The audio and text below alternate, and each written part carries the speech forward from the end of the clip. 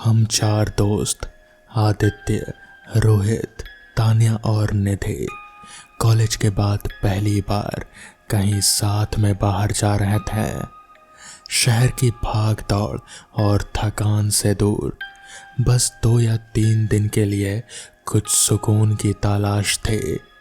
रास्ता पहाड़ी था और मौसम कुछ ज्यादा ही शांत। बादल नीचे उतर आए थे और रास्ते सुनसान थी। यार, ऐसे मौसम में ट्रैकिंग करना तो एकदम परफेक्ट है, रोहित बोला। हमने जीपीएस पर एक छोटी सी जगह देखी। नाम थोड़े धुंधले अक्षरों में लिखा था, भैरवपुर।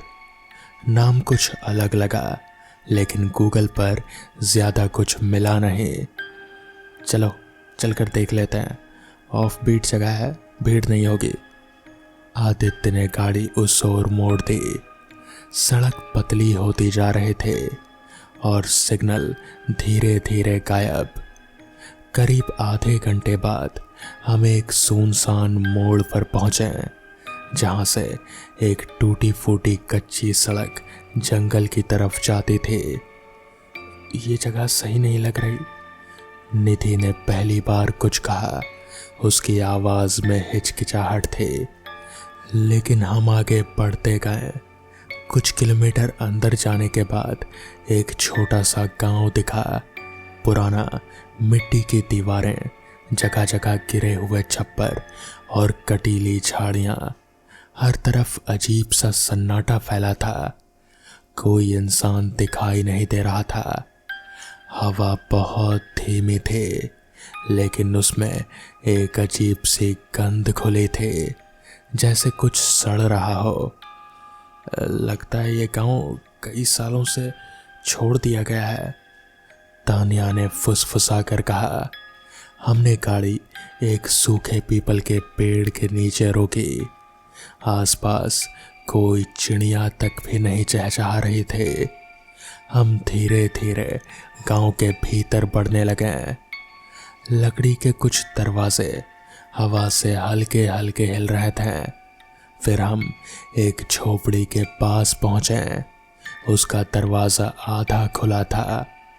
आदित्य ने आगे बढ़कर दरवाजा खटखटाया, लेकिन कोई जवाब नहीं आया। उसने धीरे से दरवाजा खोला। भीतर घना अंधेरा था। हवा के साथ एक ठंडी सी लहर अंदर से बाहर आई, जैसे बहुत दिनों से बंद कमरे सांस ले रहे हों। कोई है? रोहित ने आवाज लगाई। कोई जवाब नहीं। हमने मोबाइल की टॉर्च ऑन की। अंदर दीवारों पर अजीब से निशान थे, जैसे किसी ने उंगलियों से मिट्टी में कुछ खरोचा हो। और तभी हमें लगा जैसे भीतर कोई सांस ले रहा हो, बहुत हल्की लेकिन स्पष्ट। हम सब रुक गए। सांसें तेज होने लगी। दिल की धड़कनें अब कानों में सुनाई दे रहे थे। फिर अचानक झोपड़ी के पिछले हिस्से से एक हल्की खटखटाहट की आवाज आई। हम सब ने एक दूसरे की ओर देखा। कोई कुछ नहीं बोला। वो आवाज धीरे धीरे हमारी ओर बढ़ रही थी। हम सब चुपचाप खड़े रहे। किसी की हिम्मत नहीं हुई कि एक कदम भी आगे बढ़ाए। झोपड़ी के पिछले हिस्से से आती वो खटखटाहट अब ज्यादा साफ हो रही थी, जैसे कोई चीज जमीन पर घिसट रही हो। शायद कोई जानवर हो, आदित्य ने धीरे से कहा, लेकिन उसकी आवाज में खुद यकीन नहीं था। रोहित ने मोबाइल की टॉर्च उस दिशा में घुमाई। कुछ नहीं दिखा, बस टूटी हुई चारपाई, बिखरे बर्तन और एक पुराना झूला जो धीरे धीरे हिल रहा था, जैसे किसी ने अभी अभी उसे छोड़ा हो। ये अभी हिलना शुरू हुआ है? निधि की आवाज कांप रहे थे। तान्या ने आदित्य की बाजू कसकर पकड़ ली। अब बाहर चलते हैं, मैंने धीरे से कहा। ये जगह कुछ ठीक नहीं लग रही। हम पीछे मुड़ने ही वाले थे कि अचानक दरवाज़ा धीरे धीरे खुद ब खुद बंद होने लगा। चड़मड़ाहट की वो आवाज़ अब बहुत करीब थे। हम सब ने एक साथ दरवाजे की तरफ दौड़ लगाई। आदित्य ने हाथ से दरवाज़ा रोका और बाहर की ओर धक्का दिया। दरवाज़ा एक झटके से खुला और हम चारों बाहर निकलकर सांस लेने लगे। पर बाहर अब भी पहले जैसा सन्नाटा नहीं था। हवा कुछ तेज हो गई थी और गांव के हर कोने से बिल्कुल एक जैसी आवाज़ें आ रही थी, जैसे कोई धीरे धीरे फुसफुसा रहा हो। तुम लोगों ने सुना? रोहित ने पूछा। सबने सिर हिलाया। फिर तान्या ने एक और इशारा किया। गांव के एक कोने में एक बूढ़ी औरत खड़ी थी, सफ़ेद साड़ी में, बहुत दूर लेकिन साफ दिख रहे थे। वो हमें घूर रहे थे बिना पलक झपकाए। हम सब ठिठक गए। क्या हम उनसे पूछें कि यहाँ कोई रहता है या नहीं? निधि ने डरते हुए कहा। मैंने हामी भरी और हम धीरे धीरे उस ओर बढ़े। लेकिन जैसे ही हम कुछ कदम आगे बढ़े, वो बूढ़ी औरत गायब हो चुकी थी, जैसे कभी थी ही नहीं। गांव फिर से वैसा हो गया, शांत, ठंडा और रहस्यमयी। अब तो चलो यहाँ से। तान्या लगभग रो पड़ी थी। हमने गाड़ी की ओर लौटना शुरू किया, लेकिन जब हम पीपल के पेड़ के पास पहुंचे, गाड़ी वहां थी ही नहीं। हम सब सुन्न रह गए। वो गाड़ी जो हम यहीं पेड़ के पास खड़ी करके आए थे, वो अब वहां थी नहीं। ये कैसे हो सकता है? आदित्य ने लगभग चीखते हुए कहा। हम तो यहीं खड़ी करके गए थे, हम सब ने देखा था। रोहित हड़बड़ाया। तान्या की आंखों में आंसू थे। कहीं किसी ने ले तो नहीं ली? कौन ले जाएगा यहाँ से? ये गांव तो सुनसान है। मैंने जवाब दिया, लेकिन मेरे शब्दों में खुद भरोसा नहीं था। निधि ने कांपते हुए मोबाइल निकाला, लेकिन अब नेटवर्क पूरी तरह से गायब था। कोई कॉल नहीं जा रहा, उसने घबराते हुए कहा। चारों तरफ वही अजीब सा सन्नाटा फैल गया था। ना पत्तों की सरसराहट, ना पक्षियों की आवाज, बस एक बोझिल भारी खामोशी। हमें वापस उसी झोपड़ी की तरफ जाना होगा, मैंने कहा। कम से कम रात में सिर के ऊपर एक छत तो होगी। सुबह तक किसी तरह रुकते हैं, फिर देखते हैं क्या करना है। किसी के पास और कोई रास्ता नहीं था, इसलिए हम सब चुपचाप वापस चल दिए। झोपड़ी के पास पहुंचते ही एक अजीब बात दिखे। दरवाज़ा अब पूरा खुला हुआ था और अंदर से एक धीमी सी रोशनी झलक रहे थे, जैसे किसी ने दिया जलाया हो। किसने जलाया ये? रोहित फुसफुसाया।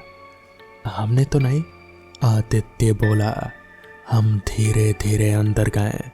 झोपड़ी के एक कोने में अब एक मिट्टी का दिया जल रहा था और पास ही जमीन पर कुछ पुरानी तस्वीरें पड़ी थी, काली सफ़ेद, धुंधली, धूल में सनी हुई। मैंने एक तस्वीर उठाई और मेरी सांसें थम गई। तस्वीर में 4 लोग खड़े थे, 2 लड़के और 2 लड़कियां। पीछे वही पीपल का पेड़, लेकिन बात ये नहीं थी, वो हम चारों ही थे, ठीक वैसे ही दिखते हुए जैसे हम आज दिख रहे थे। तान्या ने तस्वीर देखी और चीख पड़ी, ये मुमकिन नहीं। और तभी दिया फड़फड़ाया और बुझ गया।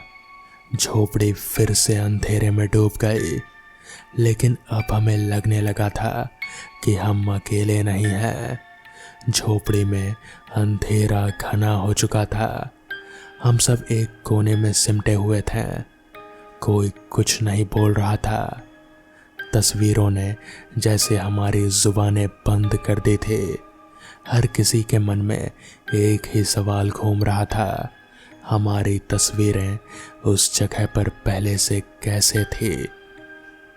हो सकता है ये कोई मजाक हो, आदित्य ने कहा, लेकिन उसकी आवाज भी कांप रहे थे। कौन करेगा इतना अजीब मजाक, निधि बोली। और यहाँ इस वीरान गांव में? मैं तस्वीरों को दोबारा देखने लगा। एक तस्वीर के पीछे कुछ लिखा था, हल्की धुंधली स्याही में। जो लौटे वो फिर कभी पहले जैसे नहीं रहे। देखो ये क्या लिखा है। मैंने सबको दिखाया। तान्या फुसफुसाई, इसका मतलब क्या है? कोई जवाब नहीं था। तभी बाहर कुछ सरसराहट की आवाज आई, जैसे कोई सूखे पत्तों पर धीरे धीरे चल रहा हो। हम सब चुप हो गए। सांसों की आवाज भी सुनाई देने लगी। मैंने धीमे से झोपड़ी का दरवाजा खोला और बाहर झांका। पीपल के पेड़ के नीचे कोई खड़ा था, एक धुंधला सा साया, न ज्यादा लंबा न छोटा, बस एक परछाई जैसा। वो वहां कोई है, मैंने धीरे से कहा। क्या? रोहित मेरी तरफ दौड़ा। जब उसने भी देखा तो उसकी आंखें फैल गई। साया धीरे धीरे झोपड़ी की ओर बढ़ने लगा। दरवाजा बंद करो, निधि चीखी। मैंने झट से दरवाजा बंद किया और लकड़ी की पट्टी अटका दी। कुछ पल बाद बाहर दस्तक हुई, धीमी, भारी और लगातार। फिर एक और दस्तक, फिर एक और। तान्या की आंखों से आंसू बहने लगे। ये क्या हो रहा है? मैं कुछ बोलने ही वाला था कि दरवाजे के नीचे से एक कागज अंदर सरकाया गया। मैंने कांपते हाथों से उसे उठाया। उस पर सिर्फ 2 शब्द लिखे थे, वापस जाओ, वापस जाओ। वो 2 शब्द जैसे कमरे की हवा को और ठंडा कर गए। हम सब एक दूसरे की तरफ देखने लगे। डर अब चुप्पी में बदल गया था। किसने भेजा ये कागज? रोहित फुसफुसाया। मैंने दरवाजे के नीचे झांक कर देखा। बाहर कोई नहीं था, ना कोई आवाज, ना कोई साया। बस पीपल के पत्ते हिल रहे थे, जैसे वो सब कुछ देख और सुन रहे हों। निधि ने कहा, हमें यहाँ से निकल जाना चाहिए, अभी के अभी।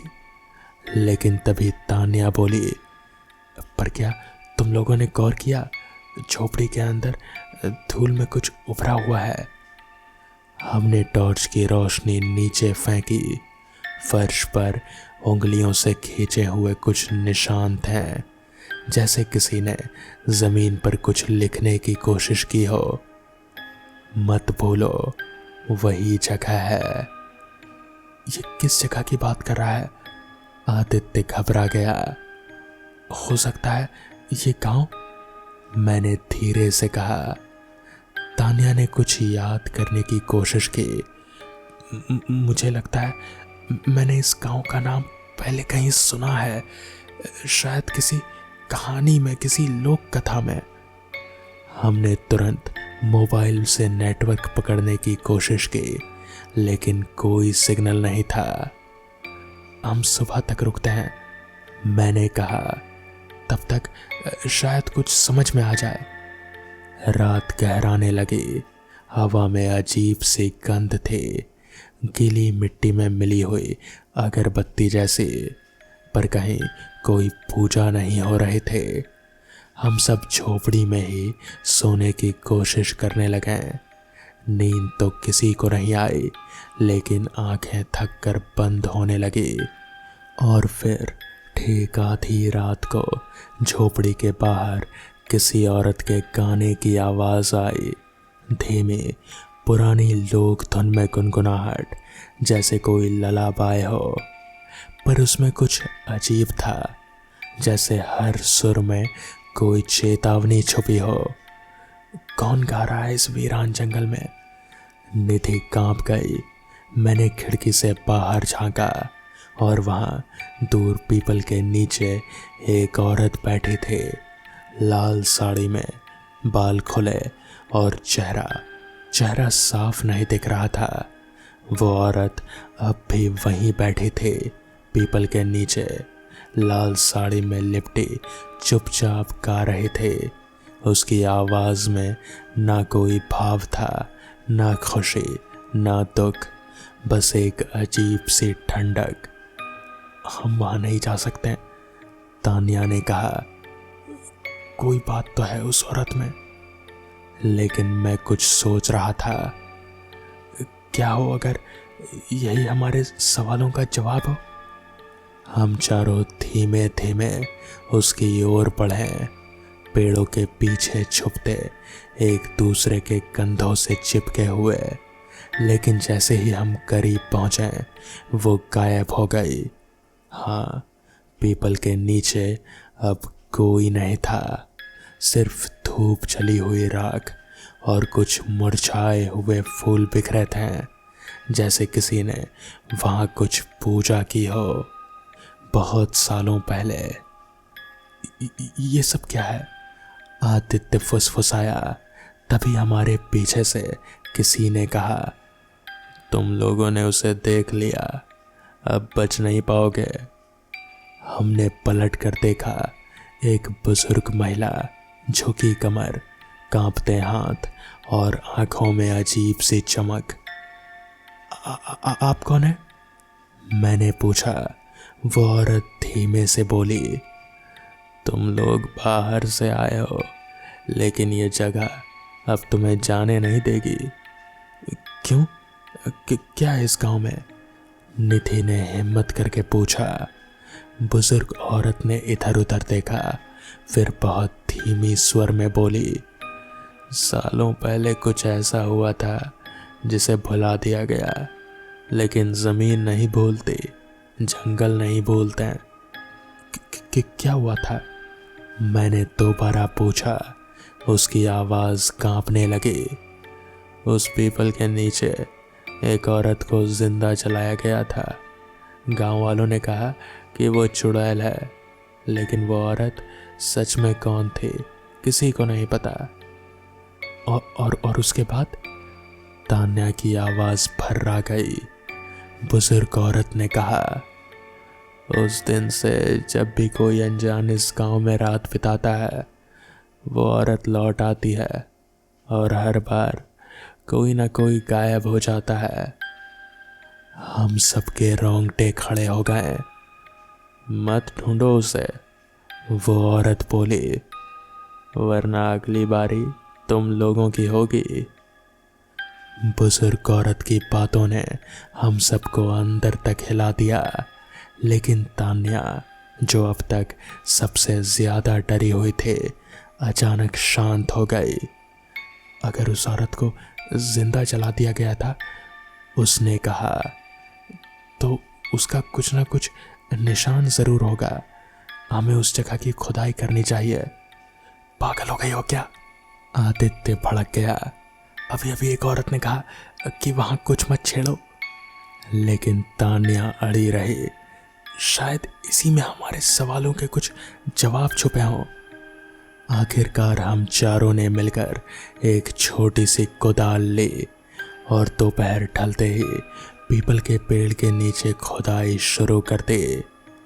मिट्टी में कुछ अजीब सी गंध थी, सड़ी हुई लकड़ी और कुछ और, जैसे कुछ पुराना मरा हुआ। करीब 2 फीट खोदने के बाद कुदाली किसी ठोस चीज से टकराई। ये क्या है? निधि घबराकर पीछे हट गई। मैंने मिट्टी को हाथ से हटाया और एक पुराना लोहे का संदूक निकला। ताले में जंग लगे थे, लेकिन उसे तोड़ना मुश्किल नहीं था। जब हमने संदूक खोला तो उसमें एक औरत की जली हुई लाल चूड़ियाँ, राख से सना घूंघट और एक पुरानी डायरी मिली, अध जली। ये उसकी चीज़ें हैं, तान्या फुसफुसाई। मैंने डायरी उठाई। पन्ने टूट रहे थे, लेकिन उस पर अब भी कुछ लिखा था। मुझे गलत ठहराया गया। मैं चुड़ैल नहीं, मेरी चीख किसी ने नहीं सुनी, लेकिन अब सब सुनेंगे। डायरी के आखिरी पन्ने पर एक ताज़ा खरोच जैसा निशान था, जैसे किसी ने हाल ही में उसे छुआ हो। ये डायरी चली हुई है, फिर भी लिखावट ताज़ा कैसे? आदित्य की आवाज़ कांपने लगी। तभी हवा एकदम थम गई, पेड़ की पत्तियां हिलनी बंद हो गई और फिर तान्या अचानक जोर से चिल्लाई। हमने देखा उसके पैर किसी चीज़ ने जकड़ लिए थे, मिट्टी के अंदर से। तान्या जोर जोर से चिल्ला रहे थे, लेकिन उसके पैर मिट्टी में धंसते जा रहे थे, जैसे किसी अदृश्य ताकत ने उसे पकड़ रखा हो। तान्या, मैंने और आदित्य ने मिलकर उसे खींचने की कोशिश की, लेकिन मिट्टी किसी दलदल की तरह उसके शरीर को अंदर निगल रहे थे। छोड़ो मुझे, कुछ कुछ पकड़ रहा है। तान्या की आंखें डर से फैली हुई थी। निधि स्तब्ध खड़ी थी, कांपते होठों से मंत्र जैसा कुछ बुदबुदा रहे थे। अचानक मिट्टी से काली सड़ी हुई उंगलियां बाहर निकली, मानो कोई लाश जमीन के नीचे से बाहर आना चाह रहा हो। ये इंसान नहीं है, आदित्य चीखा। हमने पूरी ताकत से तान्या को खींचा और किसी तरह उसे बाहर निकाला। उसका पैर लहूलुहान था, जैसे किसी ने उसे नाखूनों से नोचा हो। तभी उस पेड़ की जड़ें हिलने लगी, मिट्टी अपने आप फटने लगी और वहाँ एक चेहरा उभर आया, आधा जला हुआ, आंखों में जलती हुई नफरत। मुझे जिंदा जलाया गया, अब तुम सब मेरी सजा भोगोगे। उसकी आवाज़ जैसे हवा में गूंज रहे थे। ना तो वो औरत जिंदा थे और ना ही पूरी तरह मरी। हम सब उल्टे पांव वहाँ से भागे। तान्या बेहोश हो चुकी थी और उसके होंठ बड़बड़ा रहे थे। वो लौट आई, वो लौट आई। तान्या अब भी बेहोश थी। हमने उसे जैसे तैसे हवेली के अंदर लाकर एक पुराने पलंग पर लिटाया। उसकी सांसें तेज थी और होंठ अब भी बड़बड़ा रहे थे। वो लौट आई है, वो आग में जलती रही। मैंने आदित्य और निधि की तरफ देखा। सबके चेहरे जर्द पड़े थे। हमें कुछ करना होगा, आदित्य बोला। ये कोई आम आत्मा नहीं, ये किसी पुरानी नफरत का नतीजा है। डायरी, वो पुरानी डायरी शायद कुछ बता सके, मैंने कहा। हमने मिलकर ड्रॉअर में छुपी उस डायरी को फिर से निकाला। इस बार हमने उसे ध्यान से पढ़ना शुरू किया। 17 अक्टूबर साल 1912। आज फिर पंचायत ने गलत फैसला सुनाया। सती के नाम पर निर्दोष राधा को जला दिया गया। पन्नों पर आंसू के धब्बे जैसे लग रहे थे। उसने कहा था अगर उसे जिंदा जलाया गया तो वो लौटेगी, हर उस रूह को खींचने जो चुप रही। हम सब चुप थे। हवेली की हवा और भारी लगने लगी थी। तभी तान्या की चीख गूंजी। उसकी आंखें खोल दी गई थी। वो यही है, ऊपर नहीं, नीचे तहखाने में। हम सब ने एक दूसरे की तरफ देखा।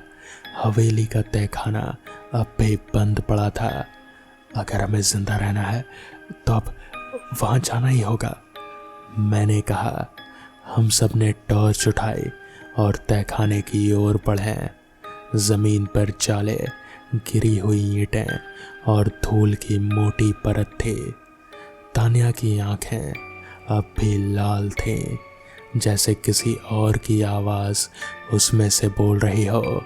सीढ़ियाँ नीचे जाती थी, हर कदम के साथ अंधेरा और भारी होता जा रहा था। नीचे पहुंचते ही एक सड़ी हुई लकड़ी का दरवाज़ा मिला और उस पर किसी ने कील में लिखा था, राधा की राख यहाँ सो रही है। हमने दरवाज़ा खोला। अंदर एक पुरानी आग की चिता जैसा संरचना थी और उसके चारों ओर अधजले कंकाल। अचानक दरवाज़ा अपने आप बंद हो गया, टॉर्चें बंद हो गईं। फिर वही बड़बड़ाती आवाज़ गूंजी, तुमने देखा, अब तुम भी जलोगे।